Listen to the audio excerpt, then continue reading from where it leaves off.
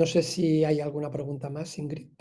No. Sí, de hecho yo voy a ir leyendo las preguntas que entran en el chat y justamente dos pacientes me están preguntando que si solo se refleja aquí el estudio de la mielosis primaria o también primaria y secundaria, o la secundaria no la tenéis aquí en la estadística.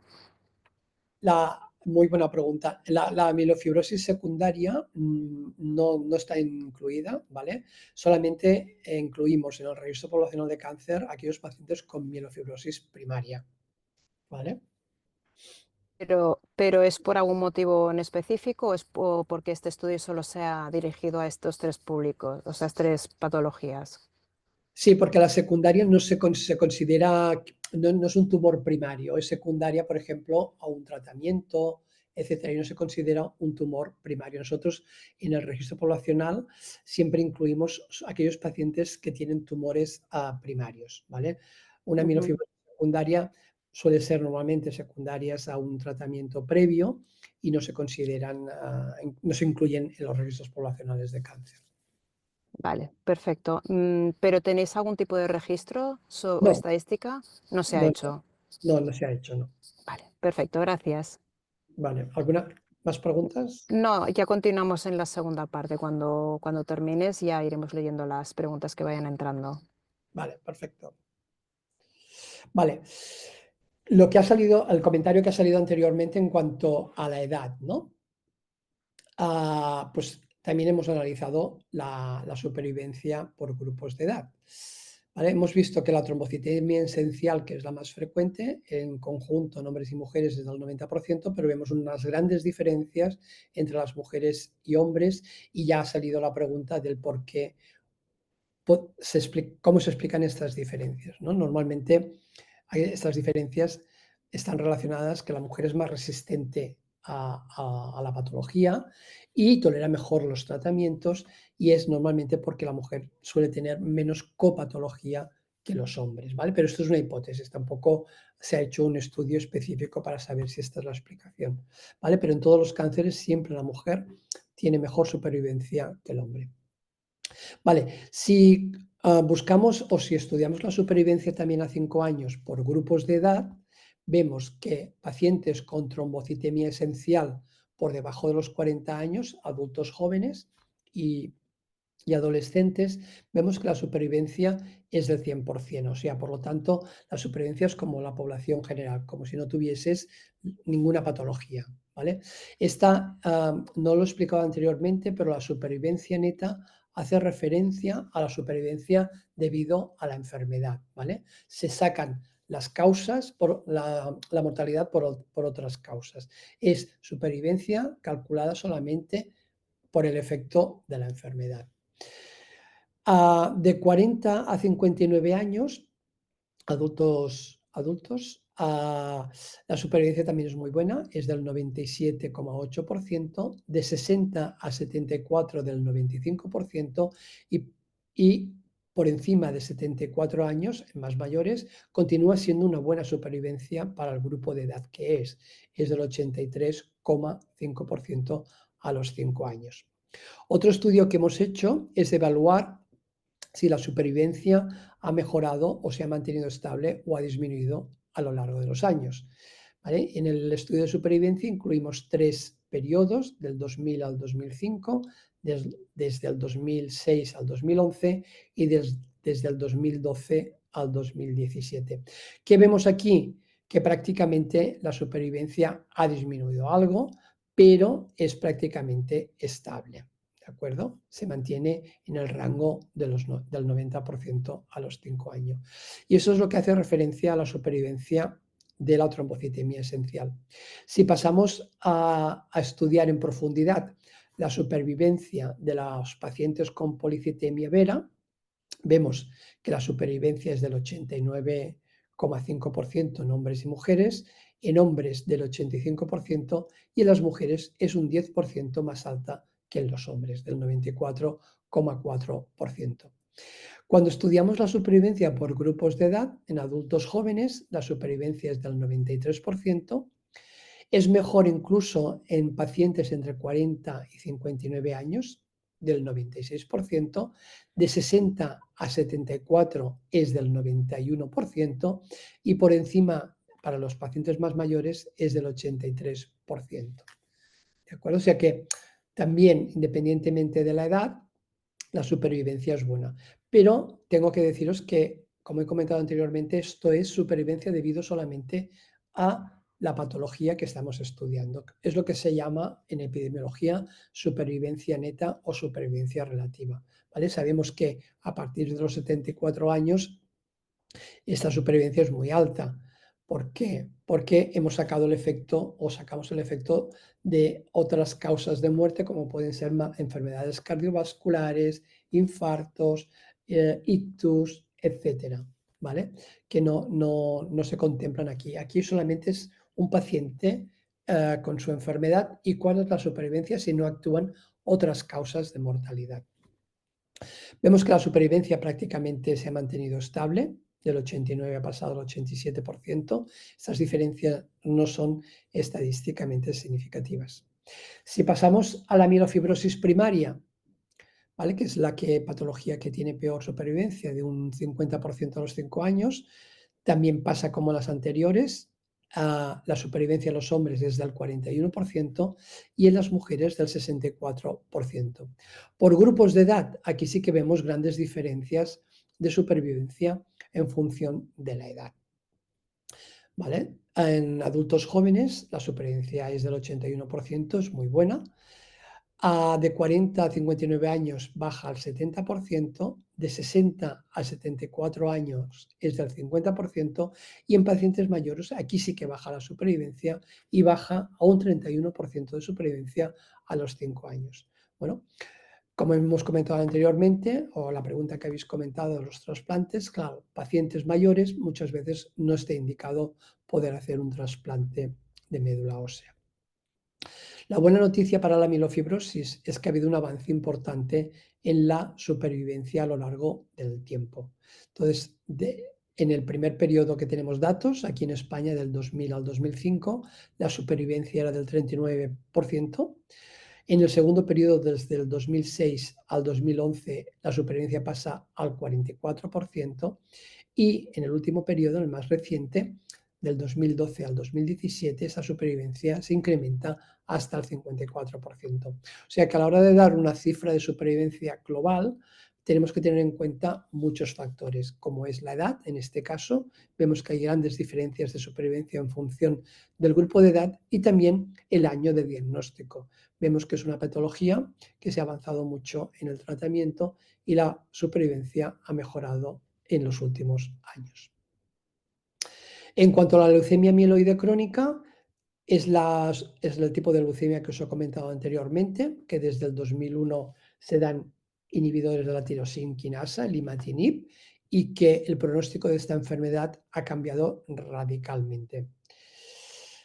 Aquí tenemos que la supervivencia global es del 75%, y por sexos también es mejor en la mujer, del 80% a los 5 años en la mujer, y en el hombre del 72%. Como vemos, no hay tanta diferencias como en el resto de neoplasias mieloproliferativas en la supervivencia en función del sexo.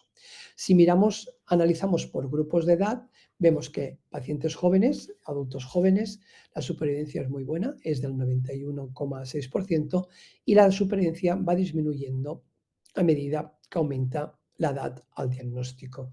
Entre 40 y 59 años la supervivencia es del 89,8%, entre el 60 y 74 años la supervivencia es del 76% y en personas mayores, en pacientes mayores, sí que la supervivencia baja bastante a un 37%.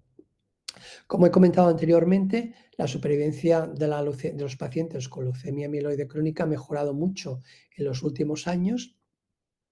¿Vale? Hemos pasado de un 66% en el primer periodo, 2000-2005, a un 75% en el último periodo, 2012-2017. ¿Vale? Y esto es gracias a las terapias Diana que van saliendo al mercado cada vez más. Vale, así como resumen, en España Los cánceres hematológicos que se diagnosticarán durante todo este año serán 25.770. Suponen el 5% de todos los tumores, perdona, es el quinto tumor más frecuente de todos los tumores que se diagnostican en España, donde la gran mayoría, 3/4 partes, son neoplasias linfoides y a una cuarta parte serían las neoplasias mieloide, que suponen 7.148 casos. Dentro de las neoplasias mieloides, las neoplasias mieloproliferativas, que es el objeto de este webinar, es la más frecuente, seguido de la leucemia mieloide aguda, y en tercer lugar estarían los síndromes mielodisplásticos. Como así a modo de resumen, y que esto se cumple en casi todas las neoplasias mieloides, ha habido un ligero descenso de la incidencia en los últimos años. Es más frecuente este tipo de patología en los hombres que en la mujer y la incidencia aumenta con la edad. En cuanto a la supervivencia, las que tienen mejor supervivencia, como hemos visto, son las neoplasias mieloproliferativas en su conjunto, comparado con el resto de las neoplasias mieloproliferativas, y las que tienen peor supervivencia son las leucemias mieloides agudas. Lo que llama la atención es la gran diferencia en cuanto a supervivencia en función del sexo. Las mujeres presentan mejor supervivencia y sobre todo en las neoplasias mieloproliferativas, en la trombocitemia esencial y en la policitemia vera. Y en los últimos años se ha mantenido constante la supervivencia en las más frecuentes y ha habido un incremento en la supervivencia de la leucemia mieloide crónica y de la mielofibrosis primaria. Y gracias por la atención, y si queréis ahora podemos pasar a las preguntas. Vale, sí, hay un par de preguntas. Me es- Compartir. yo te comento, el tema es, ¿se sabe el número exacto de cuántas personas tienen las neoplasias mieloproliferativas en número, en cantidad, Sí, a nivel estatal, por ejemplo? a nivel estatal, ah, claro, yo supongo que hay público de muchas partes, ¿no? Este es a nivel de España, A sí. nivel de España, sí. No, el número es este, ¿vale? El número es de neoplasias mieloproliferativas. Se diagnosticarán en el 2025 2.754 casos, Sí, pero ¿vale? a día de hoy, ¿cuántos casos diagnosticados hay Ah, en vale, número? quieres decir prevalencia, vale. Eso se llama prevalencia, quiere decir casos diagnosticados nuevos más los que sobreviven a la enfermedad, ¿vale? Esto no lo hemos calculado y eso lo queremos calcular para este año, para presentarlo en septiembre, en el mes del cáncer hematológico. Queremos presentar prevalencia. Prevalencia Ujú. sería esos serían los pacientes que se diagnostican nuevo por primera vez en el 2025, que es incidencia, es el término o definición de incidencia, y luego estaría la prevalencia, que serían los pacientes nuevos más los que han sobrevivido a la enfermedad o los que sobreviven a la enfermedad. Vale. Yo entiendo que la pregunta que quieres saber, en este momento actual, ¿cuántos pacientes tienen una neoplasia mieloproliferativa Ujú, en España? ujú. No lo hemos calculado. Y es un Vale. objetivo para hacerlo este año. O sea, lo tendréis pendiente para en próximos meses poder decírnoslo. Exacto. Es el objetivo, sí, porque justo la Sociedad Española de Hematología nos hizo esta pregunta, que querían saber la Ujú, prevalencia de todos los cánceres hematológicos subtipo por subtipo, y es lo que ujú. vamos a calcular para septiembre. ¿Y no tenéis interés en saber cuántos pacientes cambian o se les pasa de una T o una PV a una MF? No, estadísticamente no tenéis interés en saberlo, pero en una MF Sí, sí. secundaria.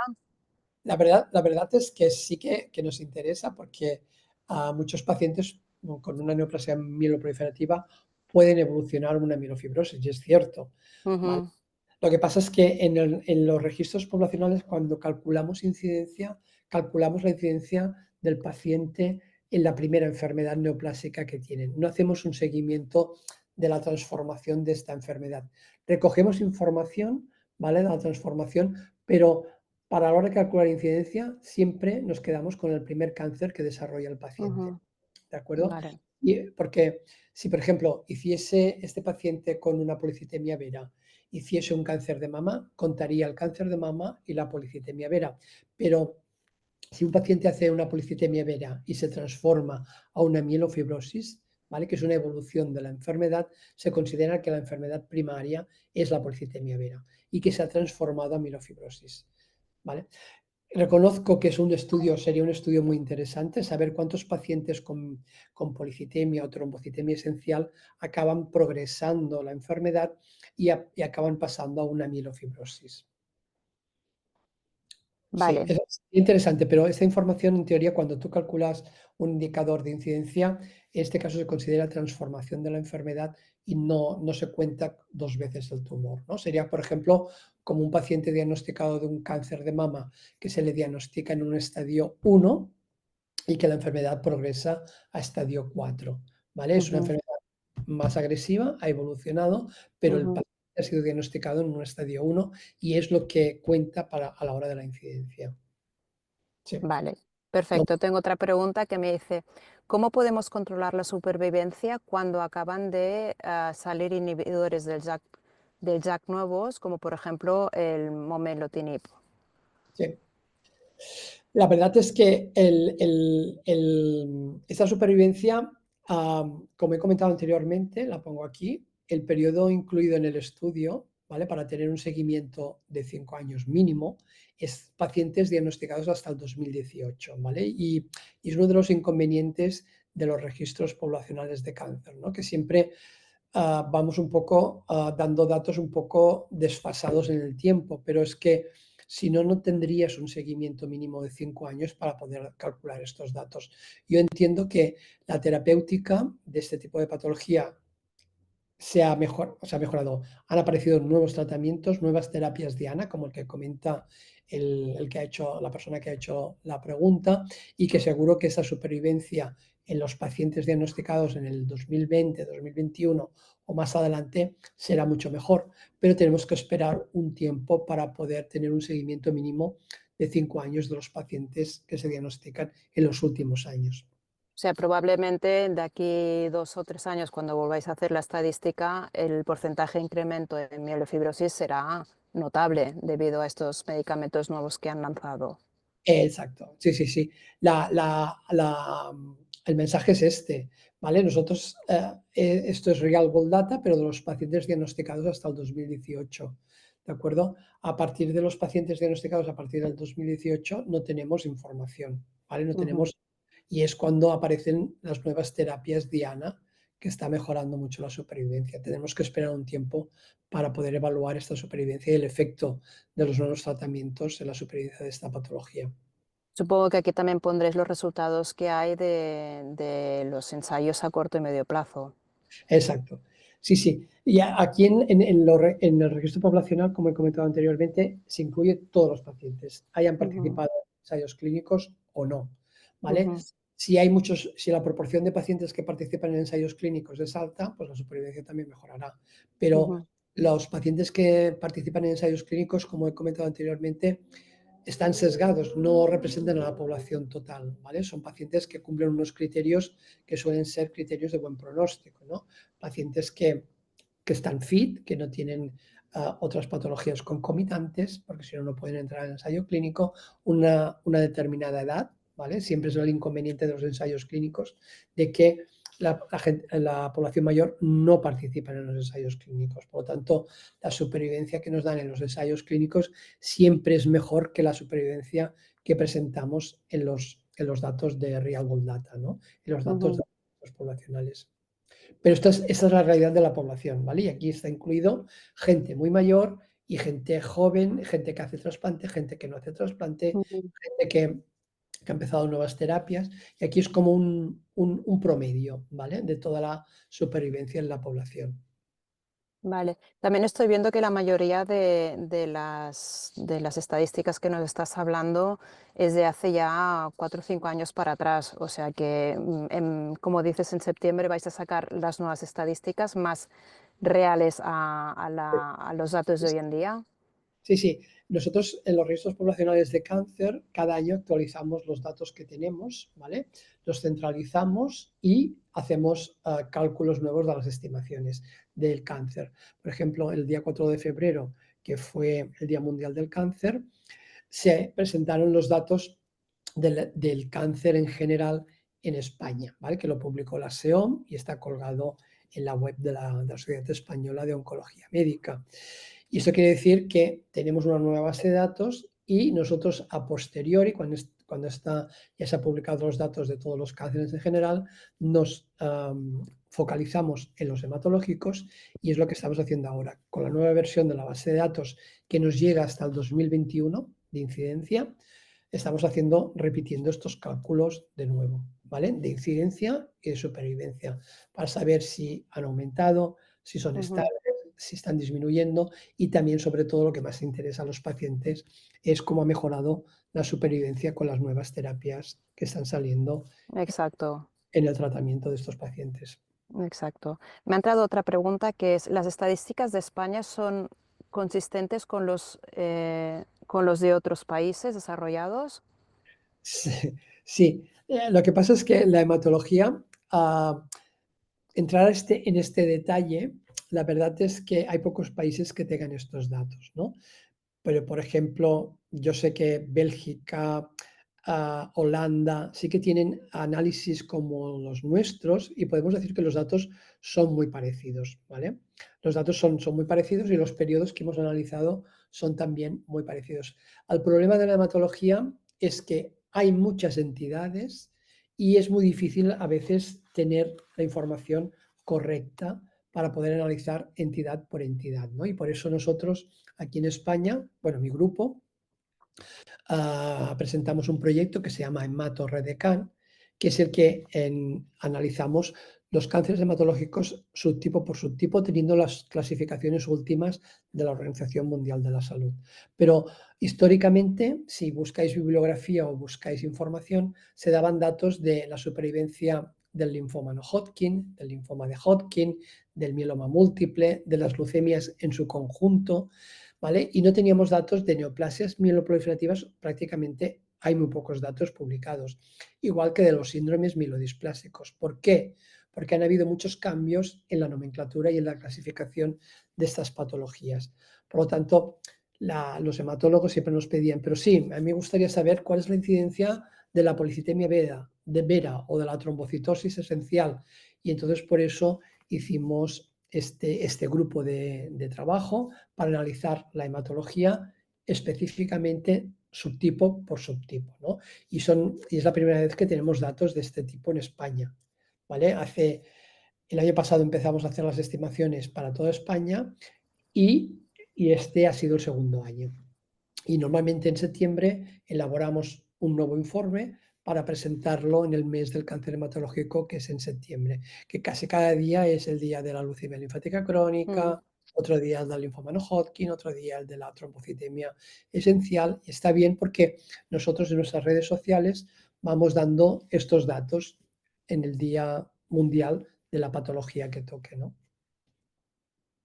Perfecto. Y acá vamos con la última pregunta que ha entrado.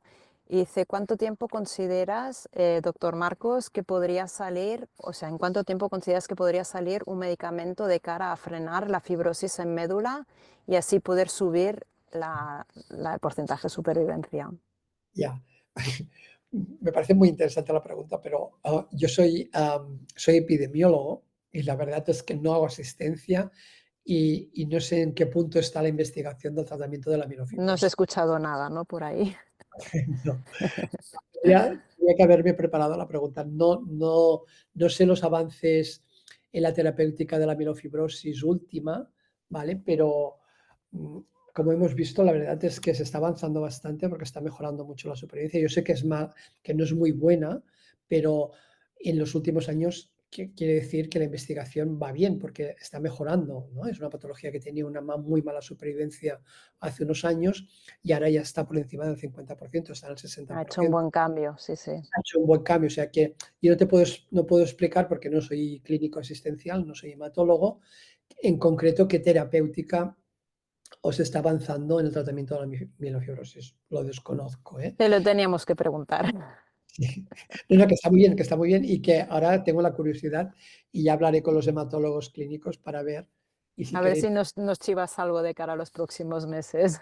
en el siguiente webinar, si queréis Eso, hacer un más, webinar más focalizado en tratamientos, eso, ¿vale? estaría bien. Más que en datos epidemiológicos, ¿no? Hombre, si lo puedes hacer estaría muy bien, la verdad Sí, es muy interesante de cara a todos los pacientes, claro está. sí, pero me lo tengo que preparar. Tienes Va meses para preparártelo, cuando lo tengas nos avisas y organizamos otro. vale, de acuerdo. Gracias. Vale, Perfecto. pues, no sé si voy a dejar de compartir porque estoy todo el rato compartiendo. Sí, perfecto. No, pues yo creo que ha quedado claro. Si tuviéramos alguna pregunta más, que nos las manden a nuestra cuenta de mail y luego te la remitiríamos para ti. No sé si la traducción simultánea ha funcionado bien o no. Seguro que sí, seguro que sí. Va, Tenemos a unos jóvenes muy, muy, muy, muy buenos y estamos muy orgullosos de que estén trabajando con nosotros, así que seguro que ha ido fantástico. de acuerdo. Pues muchas gracias Pues por la invitación. muchísimas gracias a ti, doctor Marcos, y nos vemos a la próxima con nuevos datos. Vale, pues muchas gracias por la invitación. A Hasta luego. ti, feliz Adiós. tarde. Adiós, adiós.